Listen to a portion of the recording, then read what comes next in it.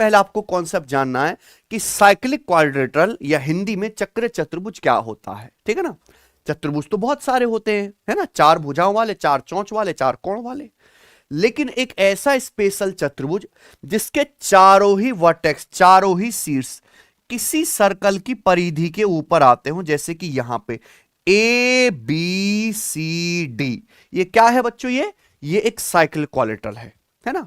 हर quadrilateral के vertex नहीं होंगे सर्कल की चारों वर्टेक्स, जैसे मान लीजिए मैं ये चतुर्भुज बनाऊं, ये चतुर्भुज मैंने बनाया, तो इसके मेरे दोस्तों एस, ये अगर हम देखें तो ये तीन ही वर्टेक्स सर्कल की परिधि पे आ रहे हैं, चौथा आ रहा है क्या, नहीं, तो ये साइक्लिक क्वाड्रिलेटरल नहीं हुआ। तो अगर किसी चतुर्भुज के चारों ही शीर्ष किसी सर्कल की सरकमफ्रेंस के ऊपर लाई करते तो कहलाता है साइक्लिक क्वाड्रिलेटरल। ठीक है ना बच्चों। साइक्लिक क्वाड्रिलेटरल की एक खास बात है कि उसमें आमने सामने के एंगल का योग कितना होता है बच्चों, 180 डिग्री, यानी कि ये वाला एंगल ए है और इसके अपोजिट क्या, एंगल सी, तो angle A plus angle C बराबर 180 डिग्री। ये एंगल बी है तो इसका अपोजिट क्या है, एंगल डी, तो angle B plus angle D कितना आएगा, 180 डिग्री। ये इसकी स्पेशल प्रॉपर्टी है। ठीक है बच्चों। अब ब्रह्मगुप्त जी ने बताया कि अगर किसी साइक्लिक क्वाड्रिलेटरल की चारों भुजाएं पता हो, ए बी सी डी, तो उसका एरिया हम लोग कैसे निकालेंगे, है कि नहीं सचिन, कोई दिक्कत। ABCD चारों भुजाएं पता होने से जैसे उसका एरिया कैसे निकालेंगे, जैसे ट्रायंगल की तीनों भुजाएं दी हो तो उसका एरिया निकालते हैं हीरोन्स फॉर्मूला से, ऐसे ही आप यहां पे साइक्लिक क्वाड्रिलेटरल का एरिया भी निकाल सकते हैं। ये कॉन्सेप्ट है बच्चों कि भाई एक साइक्लिक क्वाड्रिलेटरल है जिसकी चारों वर्टेक्स जो है सर्कल की परिधि पे हैं, ये ABCD, इसकी चारों भुजाओं को नाम देते हैं small a, small b, small c, small d, चारों भुजाएं ABCD है। तो यहां पे जो एरिया होगा साइक्लिक क्वाड्रिलेटरल का, जो एरिया होगा उसका कॉन्सेप्ट है under root S minus A, S minus B, S minus C, S minus D, under root S minus A, S minus B, S minus C, S minus D. ठीक है ना बच्चों, root S minus A, S minus B, S minus C, S minus D.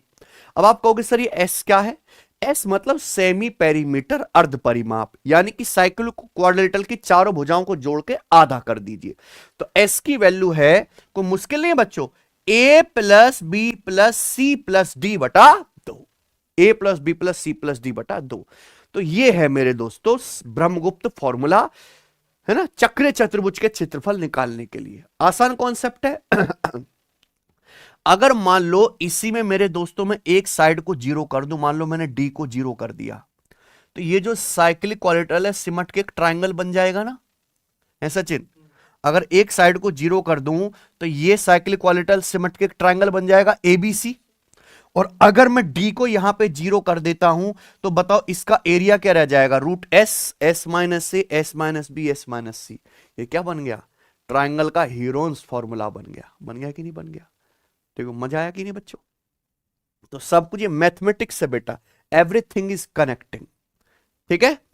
अब जो सवाल आया है परीक्षा में हम वो करते हैं, और ऐसे यूनिक क्वेश्चंस मैं आपको करवाता रहता हूं इसी चैनल पे, मैंने जो नई चीजें आती हैं। रेलवे ग्रुप डी 2025 का लेटेस्ट सवाल है, बहुत ही कम बच्चे पेपर में कर पाए। क्योंकि अगर आपको ज्योमेट्री जो एक्चुअल में आपके सिलेबस में है, एक्चुअल में एसएससी और रेलवे के एग्जाम में जितनी ज्योमेट्री है, वाकई में उतनी ज्योमेट्री पढ़ने के लिए 60 घंटे चाहिए, 60 से 70 घंटे। आप अधूरा पढ़ते हैं, है ना, कम प्रैक्टिस करते हैं तो हो जाता है काम जल्दी में, लेकिन एक्चुअल में ज्योमेट्री की इतनी औकात है, ज्योमेट्री मेंसुरेशन की। ठीक है बच्चों, ये बहुत बड़ा है बेटा चैप्टर। तो एक साइक्लिक क्वाड्रिलेटरल ABCD है, भुजा AB 10 है, BC 14 है, CD 8 है, DA 12 सेंटीमीटर है। ठीक है। तो आपसे पूछा है चतुर्भुज का क्षेत्रफल ज्ञात कीजिए। एक चक्रीय चतुर्भुज ABCD की चारों भुजाओं की लंबाई अपन को दी है। ठीक है बच्चों। तो आपसे क्या पूछा, इसका एरिया। तो इसका एरिया हम उसी कॉन्सेप्ट से निकालेंगे, under root S, S minus under root S minus A, S minus B, S minus C, S minus D. तो पहले क्या निकालेंगे, सेमी पेरीमीटर। उसके लिए क्या करो, सबको जोड़ो, 10 14 24, 24 और 8 32, 32 प्लस 12, तो पेरीमीटर आ गया 44, 44 का आधा आ गया प्यारे स्टूडेंट 22 सेंटीमीटर। तो सेमी पेरीमीटर आ गया 22 सेंटीमीटर। अब साइक्लिक क्वाड्रिलेटरल का एरिया निकालना बच्चों का खेल है। अंडर रूट S माइनस ए, तो 22 माइनस 10 12 गुणा s माइनस बी। 22 माइनस 14 कितना आ जाएगा जी 8 इंटू s माइनस सी। 22 माइनस 8 कितना आ जाएगा जी 14 और s माइनस डी। 22 माइनस 12 कितना आ जाएगा 10। ये आ गया बच्चों, क्लियर है।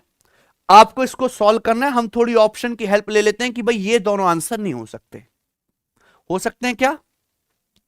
क्योंकि अंडर रूट के बाहर 10 तभी आएगा जब अंदर क्या बने 100, क्योंकि 100 का अंडर रूट लेंगे तभी तो रूट के बाहर 10 आएगा। यहां अंडर रूट के अंदर केवल 10 है, 100 नहीं है, तो ये आंसर नहीं होंगे। अब आंसर ये भी नहीं हो सकता कि 222 नहीं आएगा। अंडर रूट के अंदर जो भी आएगा 10 है तो 10 का मल्टीपल होगा, है ना। तो यानी कि आंसर क्या आ गया सवाल का, डी ऑप्शन। तो कॉन्सेप्ट पता है, ऑप्शन की अप्रोच का आप जानते हो, तो ये सवाल मात्र पेपर में 10 सेकंड का है। 10 सेकंड से ज्यादा का है सचिन? 10 सेकंड का क्वेश्चन है, ठीक है। अब आगे एनटीपीसी के पेपर होने, ज्योमेट्री तो उसमें भी है मेरे भाई, है ना। एसएससी के पेपर होने, एसएससी के तो सभी एग्जाम में ज्योमेट्री है, तो उसके लिए आप इस कॉन्सेप्ट को अच्छे से समझ लीजिए, ठीक है बच्चों। ये कोई नया सवाल नहीं है, ये पहले भी एसएससी में बहुत पहले पूछा था, ठीक है बच्चों। सेम क्वेश्चन, ये आपका होमवर्क है प्यारे भाई। इस सवाल का आंसर आप लोग मुझे कमेंट में करके बताओ। कॉन्सेप्ट मैंने आपको बता दिया, ठीक है जी। बस ये बात हमें बतानी थी। अगर आपको समझ में आया, पसंद आया है, तो वीडियो को लाइक करो और शेयर करो, ठीक है जी।